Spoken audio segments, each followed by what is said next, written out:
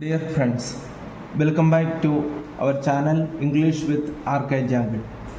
Speak English with RK. Today I am going to teach you how to frame sentences in interrogative negative using simple present. दोस्तों, आज का lesson में आपका हार्दिक स्वागत है। अगर आपको इंग्लिश समझ में आता है तो हमारा चैनल को सब्सक्राइब करें, अपना दोस्तों को बताएं। आज का लेसन है लेसन नंबर 15। आज हम घर पर यूज़ करने वाले कुछ इंट्रोगेटिव नेगेटिव सेंटेंस यानी प्रश्नवाचक नकारात्मक वाक्य कैसे बनाते हैं। आपको पता है हम सिंपल प्रेजेंट सीख रहे हैं और अभी तक आपको इंग्लिश बोलने का थोड़ा आत्मविश्वास बढ़ गए होंगे, तो हमारे चैनल को सब्सक्राइब करें, शेयर करें, अपना मित्रों को ज़रूर बताइए। देखो क्या से शुरू होने वाले इंट्रोगेटिव सेंटेंस हेल्प इम्प्रूव से हम अंग्रेजी में बनाते हैं। उसका इंट्रोगेटिव नेगेटिव बनाने का गोल्डन रूल मैंने इधर लिखा है। डू या does plus subject plus not plus verb की first form plus object plus question mark. और अगर बीच में WH हो तो यानी प्रश्न सूचक शब्द बीच में हिंदी वाक्य के बीच में आएगा तो कैसे होता है। WH प्लस डू या does plus subject plus not plus verb की first form plus object plus question mark. भी पहला वाक्य है, क्या वह खाना नहीं खाता है। यानी अभी मानो आपका मम्मी आपको पूछ रहे, आपका छोटा भाई के लिए पूछ रहे हैं क्या वह खाना नहीं खाता है, तो हम इसका इंग्लिश कैसे बनाएं। पहले सब्जेक्ट को पहचानना, नेटिव तो है ही है और सेंटेंस सिंपल प्रेजेंट का है और क्या से शुरू है, तो हम डू डस से इसका जवाब देंगे। सिंगुलर है, वह ही सिंगुलर है, इसलिए हमें डस से शुरू किया है। डस ही नॉट ईट फूड। देखो इसमें है गोल्डन रूल से मिलान करें। सब्जेक्ट सिंगुलर है इसलिए डस आया है और सब्जेक्ट फिर आया है ही और फिर नॉट आया है क्योंकि नेगेटिव सेंटेंस है। नॉट फिर वर्ब का फर्स्ट फॉर्म है ईट और इधर खाना को हम फूड बोलते हैं। डस ही नॉट ईट फूड, क्या वह खाना नहीं खाता है। आपको समझ में आ गया ना। देखो नेक्स्ट, क्या मम्मी नाश्ता तैयार नहीं करती है। देखो तो आपको पता चल गया है, ये तो सिंपल प्रेजेंट का है।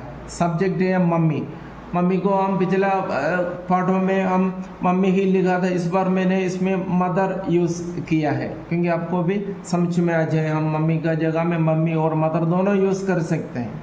क्या से शुरू है, डस आएगा क्योंकि मम्मी सिंगुलर है।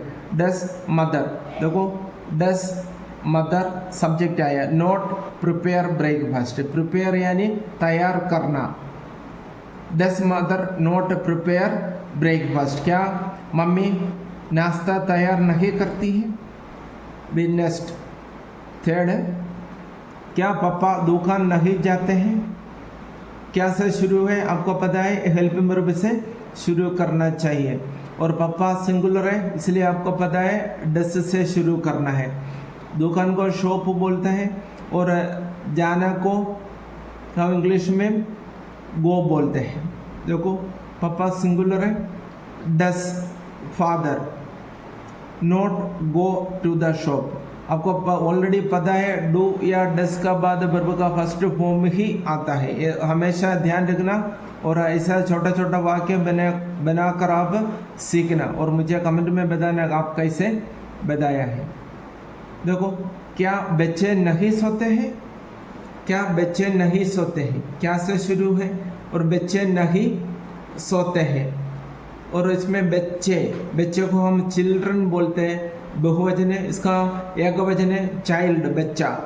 क्या बच्चे नहीं सोते हैं यानी क्या से शुरू है यानी हेल्पिंग वर्ब से शुरू करना चाहिए। बच्चे बहुवचन है इसलिए डू से शुरू करना चाहिए और फिर हेल्पिंग वर्ब यानी हेल्पिंग वर्ब इधर प्लूरल है तो हम डू से करना। सब्जेक्ट चिल्ड्रन है और फिर नोट आना चाहिए, सोने को स्लीप बोलते हैं वर्ब का फर्स्ट फॉर्म।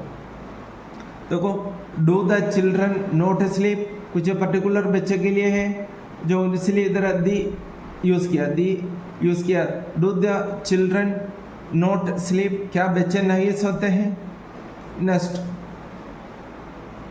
क्या मनु स्नान नहीं करता है, क्या मनु स्नान नहीं करता है। इसमें देखो क्या से शुरू है, सब्जेक्ट है, कौन है, मनु, वर्ब है स्नान करना, ठीक है। देखो क्या मनु एक व्यक्ति का नाम है, सभी व्यक्तियों का नाम एक वचन होता है। एक वचन है तो हमें डस से शुरू करना चाहिए। कैसे होगा, does Manu not take a bath, यानी स्नान करने को टेक ए बाथ बोलता है। Does Manu not take a bath, क्या मनु स्नान नहीं करता है। दोस्तों आपको इंग्लिश समझ में आता है, जरूर चैनल को सब्सक्राइब करें, दूसरों को भी बताइए। मैं ऐसा सोच रहा हूँ कि आज का आपका क्लास आपको अच्छा समझ में आ गया है, और थैंक्स फॉर वॉचिंग।